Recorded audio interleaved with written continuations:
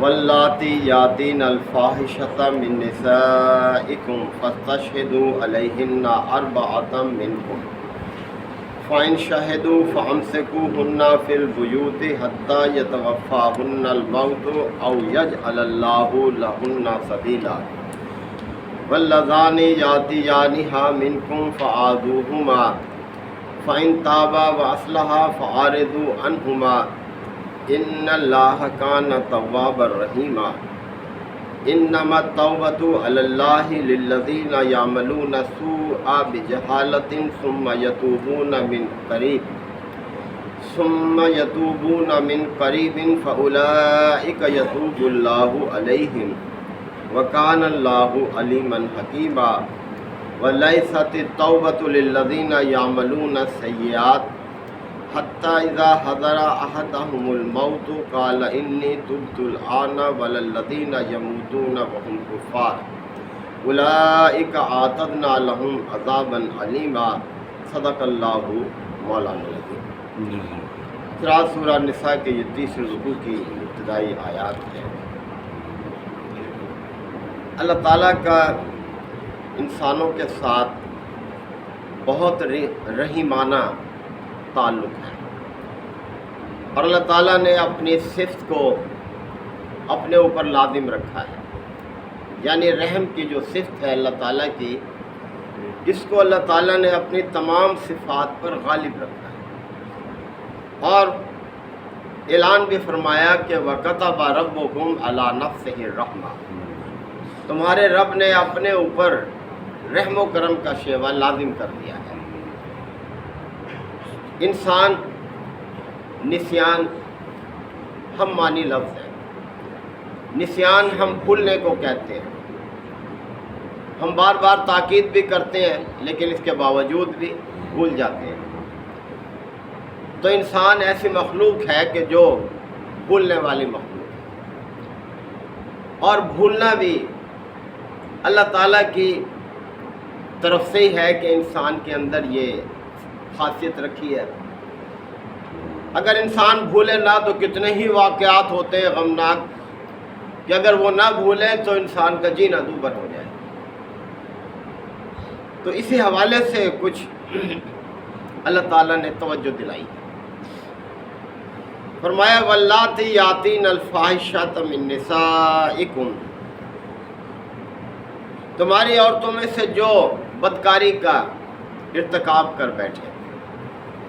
بدکاری ایک برا کام ہے، انتہائی ناپسندیدہ ہے، لیکن بہرحال انسان ہے، سرزد ہو بھی جاتی ہے۔ تو فرمایا کہ تم میں سے تمہاری جن عورتوں سے بدکاری کا فعل سرزد ہو جائے فاستشہدوا علیہن اربعۃ منکم، تو تم اپنے میں سے 4 گواہ لاؤ ان پر، یعنی ایسے کسی کے کہنے پر نہیں اس کو سزا ملے گی، بلکہ 4 گواہ لاؤ۔ یاد رہے کہ یہ ابتدائی حکم ہے، اللہ تعالیٰ نے بہت سے احکامات بتدریج نازل فرمائے ہیں، ان میں سے یہ بھی ہے۔ تو اگر ایسا ہو جائے کہ تمہاری عورتوں میں سے کوئی بدکاری کا ارتکاب کر بیٹھے تو اس پر تم اپنے میں سے 4 گواہ لاؤ۔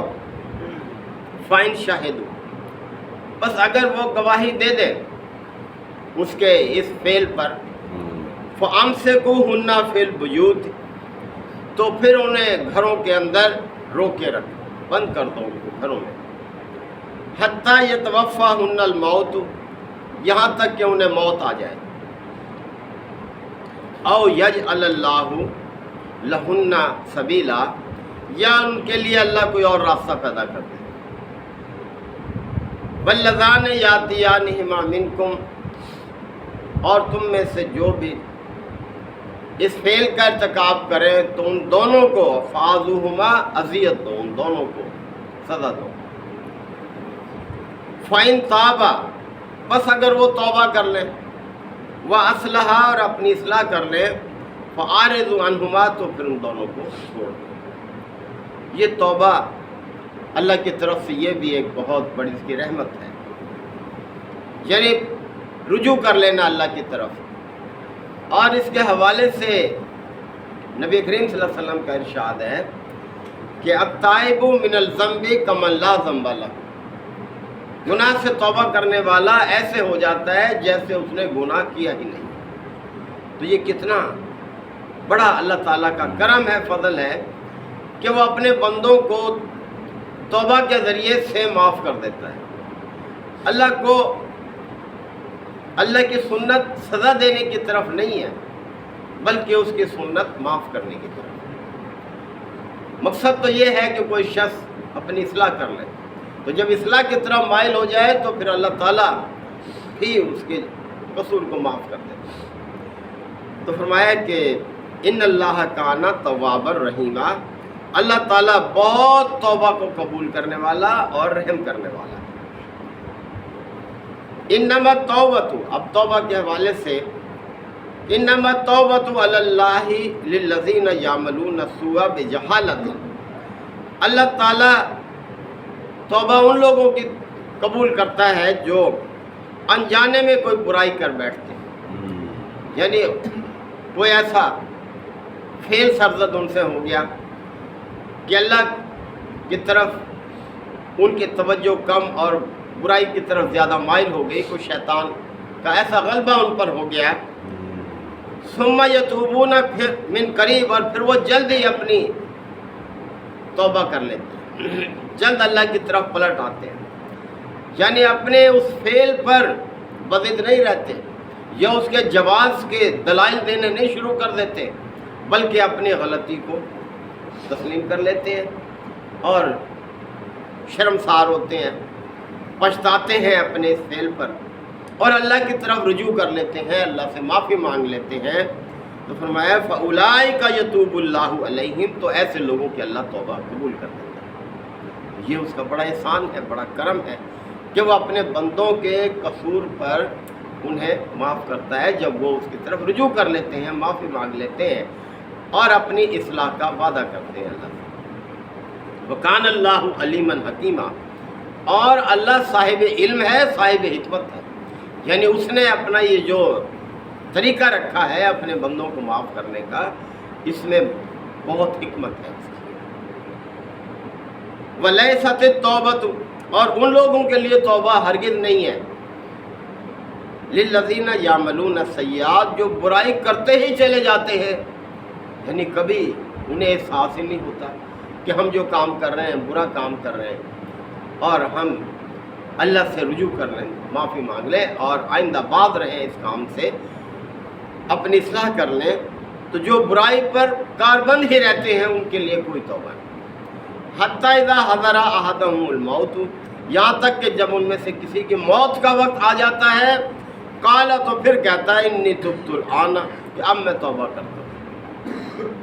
وَلَلَّذِينَ يَمُوتُونَ وَهُمْ كُفَّارٌ، اور ان لوگوں کے لیے بھی کوئی توبہ نہیں ہے جو مرتے دم تک کافر ہی رہتے ہیں، ان کے لیے بھی کوئی توبہ نہیں۔ مَا أُولَٰئِكَ أَعْتَدْنَا لَهُمْ عَذَابًا أَلِيمًا، ایسے سب لوگوں کے لیے تو ہم نے دردناک عذاب تیار کر رکھا ہے۔ تو یہ اللہ تعالیٰ نے توجہ دلائی ہے کہ انسان، بہرحال انسان ہے، وہ بھول جاتا ہے، اسے غلطی کا ارتکاب ہو جاتا ہے، اور بڑے بڑے نیک لوگوں سے بھی ارتکاب ہوئے۔ نبی کریم صلی اللہ علیہ وسلم کے دور، اب دیکھیں احساس کیسا ہوتا تھا۔ ایک عورت آئی نبی کریم صلی اللہ علیہ وسلم کی خدمت میں حاضر ہوئی اور اس نے آ کر عرض کیا کہ یا رسول اللہ، مجھ سے بدکاری کا فعل ہو گیا ہے، مجھے سزا دیجیے، مجھے پاک کر دیجیے۔ آپ صلی اللہ علیہ وسلم نے فرمایا کہ واپس چلی جائیں،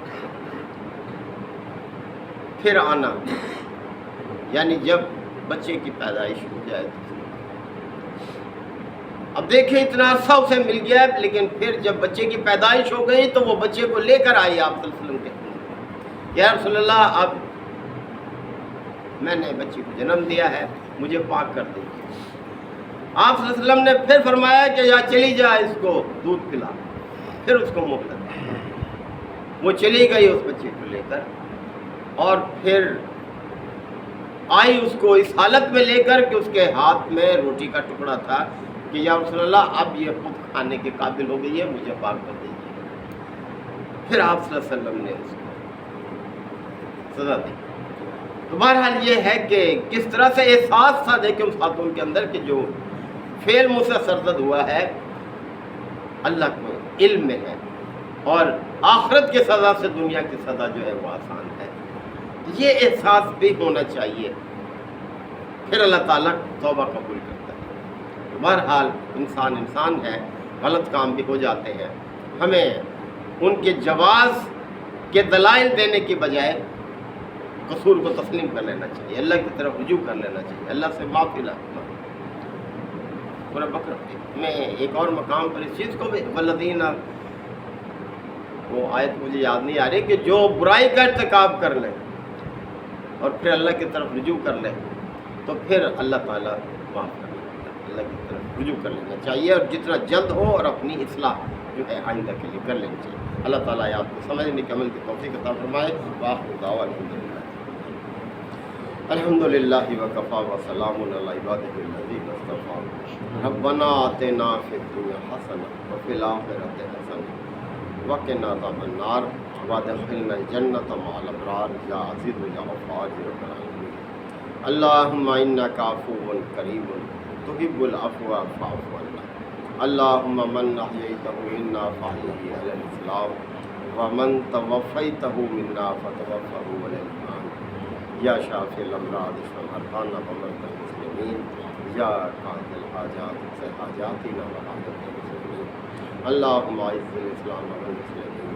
ربنا تقبل منا انک انت السمیع العلیم وتب علینا انک انت التواب الرحیم۔